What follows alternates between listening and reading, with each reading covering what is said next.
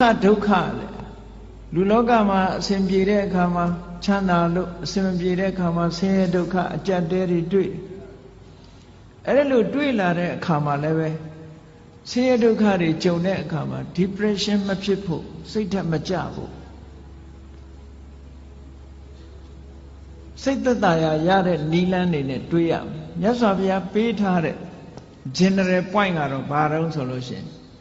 ဘယ်အရာမှမမြဲဘူးတဲ့တခဏပဲဆိုတဲ့အတွေးလေးနဲ့သိခံပါဆင်းရဲတဲ့အတိုင်းတာတစ်ခုကိုအဲ့ဒါနဲ့ခုခံကာကွယ်ထားသည့်အတွက်ကြောင့်ကိုယ်စိတ်ဓာတ်မှာ depression ဖြစ်တယ်ဆိုတာမရှိဘူးစိတ်ဓာတ်တွေနှိမ့်ကျသွားတာမျိုးမရှိဘူးတဲ့ခုခံနိုင်တယ်ချမ်းသာဒုက္ခနဲ့တွေ့လာလို့ရှိရင်လေလူတွေကဘဝင်မြင့်ပြီးအောက်ခြေလွတ်တတ်တယ်အဲ့ဒါလို့မဖြစ်ရအောင်လည်းပဲခုနကချမ်းသာတယ်ဆိုတာလဲထာဝရမဟုတ်ဘူးတခဏမျှတာဖြစ်တယ်လို့မှန်ကန်တဲ့အတွေးလေးတွေနဲ့တွေးပြီးတဲ့အခါမှာကိုယ့်ရဲ့စိတ်ဓာတ်ရိမ့်ရိုင်မှုမရှိအောင်ကြန့်ခိုင်အောင်ကြိုးစားရမယ်ဒါကိုပြောတာကောင်းဆိုးလောကရန်ကြန့်ကြန့်ခံဘဝကိုလှလှပပတိဆောက်ခြင်းဟောဒီလောကရန်ခန္ဓာရေးရှိဖို့ကြိုးစားရမယ်ဒါနံပါတ်1နော်လောကရန်ခန္ဓာအောင်ကြိုးစားဘယ်ပုဂ္ဂိုလ်ပဲဖြစ်ဖြစ်လောကရန်ဆိုတာရှိတာကြည့်ပဲဆင်းရဲတဲ့ပုဂ္ဂိုလ်မှလည်းရှိတယ်ချမ်းသာတဲ့ပုဂ္ဂိုလ်မှလည်းရှိတယ်ဘယ်နိုင်ငံသားပဲဖြစ်ဖြစ်ဘာလူမျိုးပဲဖြစ်ဖြစ်ဘာဘာသာကိုယ်ွယ်ဒါတွေကတညီတယ်ပဲဘာဖြစ်လို့လောကဓမ္မလောကရဲ့သဘာဝလို့ပြောတာနော်ကဲရတယ်ချီးမွမ်းတယ်ဆိုတာချီးမွမ်းတဲ့လူကချီးမွမ်းတယ်ကဲရတဲ့လူကကဲရတယ်အလုံးသိကြလိမ့်မယ်လေတခါတော့ကအမေရိကန်သမ္မတအရင်သမ္မတအီရတ်သွားတဲ့အခါကျတော့သတင်းစာဆရာတယောက်ကဖဏနဲ့ထုတယ်မဟုတ်လားဘာပဲဖြစ်ဖြစ်တခုခုအစော်ကားဆိုတာနိုင်ငံကောင်းဆောင်သမ္မတဖြစ်နေစော်ကားခံရတာမျိုးရှိတာစိတ်ဓာတ်ရေးရမတုံလို့ဖို့ကသိအရေးကြီးတယ်ပေါ့ကိုယ်လည်းကိုယ်အတိုင်းတာနဲ့သူလည်းသူ့အတိုင်းတာလောကမှာနေတဲ့ပုဂ္ဂိုလ်တိုင်းဟာကြည့်စိတ်ဓာတ်ကြန့်ခိုင်ဖို့ကြိုးစားရအဲ့ဒီစိတ်ဓာတ်ကြန့်ခိုင်တယ်ဆိုတာသူကသူကြန့်ခိုင်လာမှာမဟုတ်ဘူးကိုယ်တိုင်ကြိုးစားဖို့လိုအပ်တယ်။ဘာဖြစ်လို့လဲဆိုရင်ခန္ဓာကိုယ်ကြီးကြန့်ခိုင်အောင်ဘာတွေလုပ်ကြလူတွေလမ်းလျှောက်ကြတယ်ကျမကြီးလေ့ကျင့်ကြတယ်ဟုတ်တယ်မဟုတ်ကျမကြီးလေ့ကျင့်ကြတယ် physical exercise တွေလုပ်ကြတယ်အားကစားသမားတွေဆိုမမောနိုင်မပန်းနိုင်အားကစားလေ့ကျင့်မှုတွေပြုသို့သောလောကလူသားတွေမေ့နေတာလုပ်ဖို့မေ့နေတာဘာတော့ဆိုရင် mental exercise ပဲစိတ်ကိုကြန့်ခိုင်အောင်ကြိုးစားမှုကြတော့အားပြော့နေကြတယ်အဲ့ဒါလို့အားပြော့နေကြသည့်အတွက်ကြောင့်တလောကလုံးတစ်ကမ္ဘာလုံးမှာရှိကြတဲ့လူသားတွေဟာလောကရန်နဲ့ကြုံလိုက်လို့ရှိရင်ရိမ့်ရိုင်ထွက်သွားတယ်စိတ်ဓာတ်ကြန့်ခိုင်မှုအတွက်ကလည်းပဲ physical exercise လုပ်တယ်လို့ mental exercise လုပ်ဖို့လိုအပ်တယ်ပေါ့အဲ့ဒါတရားကျင့်တယ်ဆိုတာအဲ့ဒါပြောတာနော်တရားကျင့်တယ်ဆိုတာအဲ့ဒါပြောတာ physical exercise လုပ်တယ်ဆိုလို့ရှိရင်လူတွေကလမ်းထွက်ရှောင်းရတယ်ကျန်းမာရေးလေ့ကျင့်ရတယ်အပြေးလေ့ကျင့်တယ်ခန္ဓာကိုယ်ကြန့်ခိုင်အောင်လုပ်တယ်ဒါဖြင့်စိတ်ဓာတ်ကြန့်ခိုင်အောင်ဘာလို့တရားထိုင်တယ်တို့စိတ်ဓာတ်လေ့ကျင့်ခန်းယူတယ်စိတ်တည်ငြိမ်အောင်ကြိုးစားတယ်ကိုယ်အိမ်မှာကိုယ်နေရင်ကနေပြီးတော့မှန်ကန်တဲ့အတွေးကလေးတွေတွေးတယ်ဆိုပါစို့လောဘစိတ်တွေများနေတယ်တွေ့တာစိတ်တွေများနေတယ်တဦးနဲ့တဦးခင်မင်ပြီးတော့သိတွေ့တာမှုတွေများနေလို့ရှင်တွေးလေလူဆိုတာတနေ့ကျတော့ခွဲရအောင်ပါပဲဟောမခွဲခင်တို့ဘာတွေလုပ်မလဲတချို့အဲ့ဒါမျိုးကိုစဉ်းစားရမှာမစဉ်းစားကြဘူးပေါ့စိတ်ဓာတ်ကြန့်ခိုင်အောင်အဲ့ဒါတွေကလေ့ကျင့်ပေးရဆိုပါစို့နုပြိုးနေတဲ့အရွယ်ရှိတဲ့ပုဂ္ဂိုလ်တွေကစဉ်းစားရမှာပါဇရာဓမ္မောမိဇရံအနတ္တိတောငါမှအိုခြင်းသဘောရှိတယ်အိုတဲ့သဘာဝငါမှရှိနေတယ်အိုခြင်းတရားကိုငါမလွန်မြောက်နိုင်သေးဘူးလို့ဒီဟာစိတ်ဓာတ်ကြန့်ခိုင်အောင်လေ့ကျင့်မှုတစ်ခုပဲတချို့အဲ့ဒါတွေတွေးရင်စိတ်ပြည့်စရာကြီးလို့ထင်တယ်မဟုတ်ဘူးစိတ်ပြည့်စရာတွေးတာမဟုတ်ဘူးသဘာဝအမှန်ကိုသိအောင်ကြိုးစားစိတ်ဓာတ်ဆိုတာသဘာဝအမှန်ကိုသိမှဒီထက်တယ် ရင့်ကျက်လာဗျာတိဓမ္မောမိဗျာဒိနာတိတောအေးငါခန္ဓာကိုယ်ကြီးဟာနာရတဲ့သဘောရှိတယ်နာခြင်းတရားကိုငါမလွန်မြောက်နိုင်သေးဘူးတွေးပါဆင်ញင်စဉ်းစားပေးပါလေ့ကျင့်ပေးပါစိတ်ကိုဒါနဲ့လေ့ကျင့်အာယုန်နဲ့စိတ်ကိုလေ့ကျင့်ကောင်းတဲ့အာယုန်နဲ့စိတ်ကိုလေ့ကျင့်တာခေါ်တယ်မရဏဓမ္မောမိမရဏနာတိတောလူတိုင်းဟာသိခြင်းသဘောရှိတယ်ငါလည်းပဲသိခြင်းသဘောရှိတယ်သိခြင်းတရားကိုငါမလွန်မြောက်နိုင်ဘူးလေ့ကျင့်ပေးပါလေ့ကျင့်ပေးသည့်အတွက်ကြောင့်ဟောတန်ရောစဉ်တွေယောပါလာအတွေ့အတာတွေယောပါလာလူတွေကထင်တယ်အတွေ့အတာယောပါသွားလို့ရှိရင်တဦးနဲ့တူကွဲသွားလိမ့်မယ်လို့ထင်တယ်မဟုတ်ဘူးတန်ရောစဉ်နဲ့တွေ့တာဟာမေတ္တာနဲ့တွေ့တာနဲ့မတူတဦးနဲ့တူမေတ္တာနဲ့ကုညီဆောင်းလျှောက်တာကမှပိုးခိုင်တာတန်ရောစဉ်ကမခိုင်ဘူးတန်ရောစဉ်ဆိုတာကိုယ်အလိုချလေးဖြစ်နေတုန်းနဲ့တန်ရောစဉ်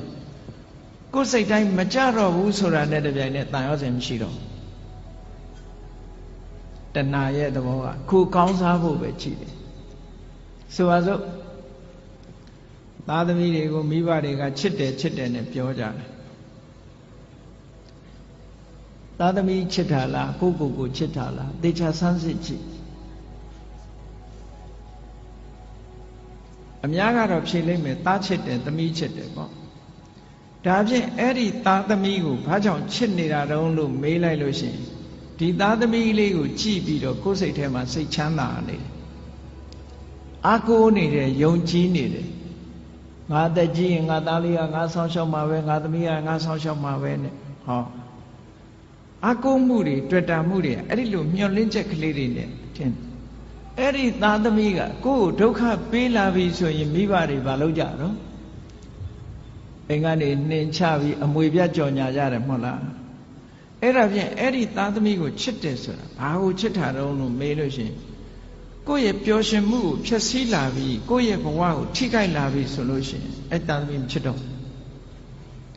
အဲ့ဒါကိုကြည့်မယ်ဆိုရင်မိဘတွေကတကယ်ချစ်တယ်ဘာကိုချစ်တာတုံးဆိုကိုယ့်ဘဝကိုချစ်တာပဲကိုယ့်ဘဝကိုထိပါလာပြီးနှောင့်ယှက်လာပြီးဆိုရင်လက်မခံတော့ဘူးလေချစ်လာပါတယ်ဆိုတော့ဇနီးမောင်နှံတွေ divorce လုပ်ကြတယ်၊ကွာရှင်းကြတယ်။ဘာဖြစ်လို့ပြောကြတဲ့အခါမှာစိတ်သဘောထားချင်းမတိုက်ဆိုင်လို့ဆိုလိုတာကသူ့စီကကိုပျော်ရွှင်မှုမရဘူးကိုယ့်စီကသူပျော်ရွှင်မှုမရဘူးကိုယ့်ရဲ့ပျော်ရွှင်မှုတွေဆုံးရှုံးကြတယ်အဲ့ဒီဆုံးရှုံးတာကိုမကြိုက်တာပဲအမှားတကယ်အနိတ္တရာကိုလိုက်ရှာကြည့်လို့ရှိရင်မြတ်စွာဘုရားကဒါကြောင့်မို့ဟောတာအတ္တသမံပေမနတ္ထိ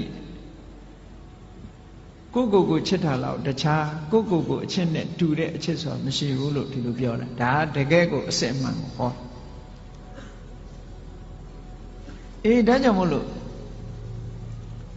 မေတ္တာဆိုတာကတော့အဲ့ဒါမျိုးမဟုတ်ဘူးတဏှာကရယူလို့တယ်ခံစားလို့တယ်ဒါတဏှာချစ်မေတ္တာချစ်ဆိုတာကအဲ့ဒါမျိုးမဟုတ်ဘူးသူများအတွက်ပေးဆက်ခြင်းမေတ္တာချစ်ကသူများအတွက်ပေးဆက်တယ်တဏှာကကိုယ့်အတွက်မေတ္တာကသူ့အတွက်လှုပ်တာကပို့ပြီးတော့ခိုင်မြဲတယ်ဘာဖြစ်လို့လို့ဆိုစဉ်းစားရတယ်သူ့အတွက်စဉ်းစားတာကိုယ့်အတွက်မစဉ်းစားဘူးဟိုတစ်ဖက်ကလည်းမေတ္တာနဲ့ဆိုရင်သူ့အတွက်စဉ်းစားတယ်ကိုယ့်အတွက်မစဉ်းစားဘူး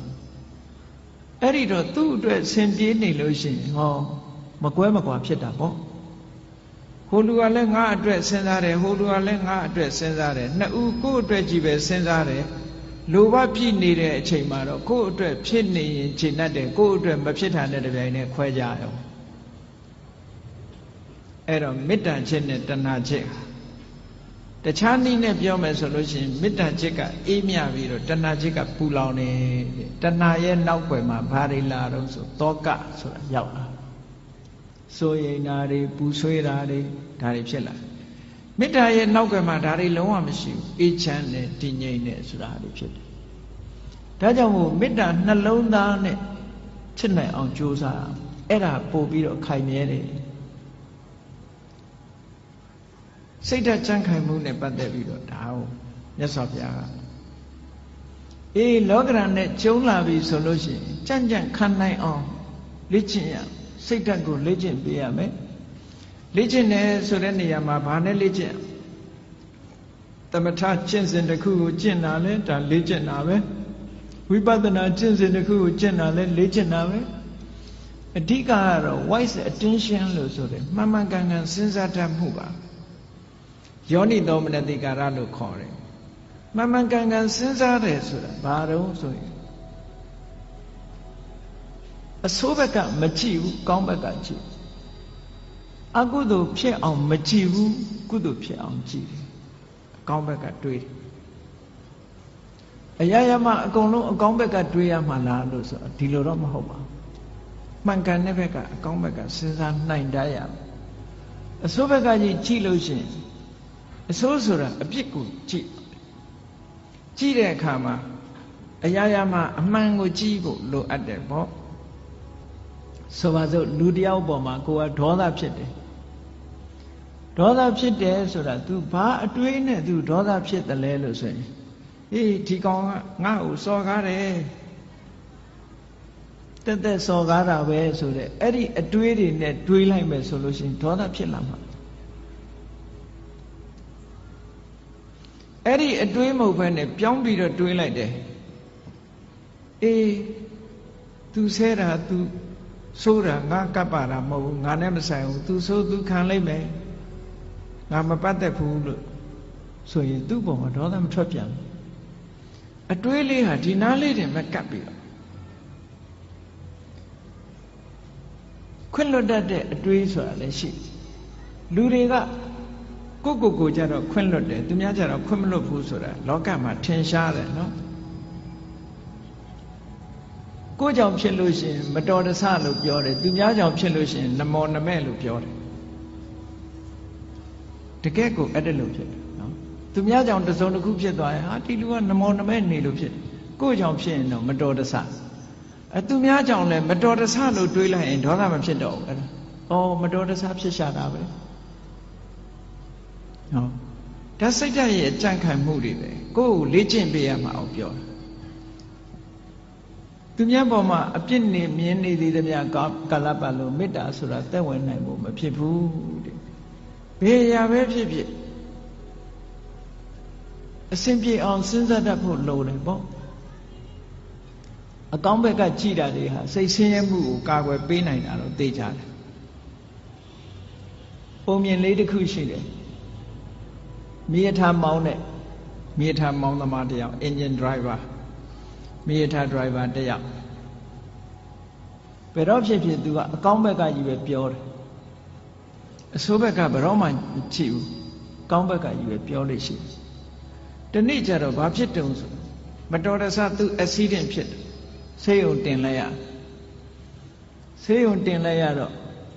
ခြေထောက်တစ်ဖက်ဟာမြေထားကျိတ်ပြီးတော့အင်မတန်အခြေအနေဆိုတော့ခြေထောက်တစ်ဖက်ဖြတ်ရမယ်ကိန်းရောက်သွားအဲ့ဒီမှာသူ့မိတ်ဆွေတွေကသတင်းသွားမေးတယ်မေးရင်သူ့ကိုပြောတာမင်းဘယ်တော့မှဆိုအကောင်းဘက်ကကြီးပဲပြောတယ်အကောင်းကြီးပဲမြင်တယ်မင်းဒီတစ်ခါမင်းကိုမင်းဖြစ်တဲ့အခါအကောင်းမြင်နိုင်အောင်မလားပေါ့အကောင်းမြင်နိုင်အောင်မလားမင်းကိုယ်တိုင်ခြေထောက်တစ်ဖက်ဖြတ်ရတော့မင်းဘယ်လိုလုပ်အကောင်းမြင်မလို့ဆိုအဲ့ဒီလူကပြုံးပြီးတော့ဘာပြောတော့ဆိုလို့ရှိရင်တငယ်ချင်းတို့တဲ့ငါဒီကနေ့ကစပြီးတော့ခြေထောက်ဒီဖနက်ဟာတစ်ဖက်ဖိုးသက်သာသွားပြီငါဖနက်ဟာနှစ်ခုမဝယ်ရတော့တစ်ခုပဲဝယ်ရတော့အကောင်းဘက်ကနေကြည့်ပြောတာနော်ဖနက်တရံထဲမှာတစ်ဖက်စာပဲငါဝယ်ရတော့မယ်ဆိုတစ်ဖက်ဖိုးငါသက်သာသွားပြီလို့ပြောတာခြေထောက်ဖြတ်ရလို့ဖြစ်ရလေခြင်းဆိုတဲ့အတွေးကိုမတွေးဘူးအေးဖနက်တစ်ဖက်ဖိုးသက်သာသွားပြီအကောင်းဘက်ကမြင်တာတချို့နေရာမှာ wise attention ဆိုတာအဲ့ဒါမျိုးကိုပြောတာတစုံတစ်ခုဖြစ်လာလို့ရှိရင်စိတ်ဆင်းရဲနေမဲ့အစားအကောင်းဘက်ကလှည့်တွေးပြီးတော့လှုပ်တင်လှုပ်ထိုက်တာလှုပ်အောင်ဒါပြောတာနော်လှုပ်တင်လှုပ်ထိုက်တာစိတ်ပူပန်တာနဲ့လှုပ်တင်လှုပ်ထိုက်တာဆိုတာနဲ့တခြားစီတချို့ကမကောင်းတာဖြစ်ပြီဆိုလို့ရှိရင်စိတ်ထဲကပူပန်ပြီးတော့ဘာလို့မှမသိညာလို့မှမသိစိတ်တွေဆင်းရဲပြီးတော့အဲ့ဒါလိုနေတယ်အဲ့ဒါလိုမဟုတ်ဒါအဖြေမဟုတ်ဘူး အဖြစ်မဟုတ်စိတ်ပူပန်နေမဲ့အစားပူပန်မှုကိုလျှော့ချပြီးတော့ဘာလို့သင့်တယ်ဆိုတာကိုစဉ်းစားဖို့ပဲလိုအပ်တယ်ဟောတာစိတ်ရဲ့စွမ်းရည်တွေကိုဒီလိုလေ့ကျင့်ပြရမယ်ပြော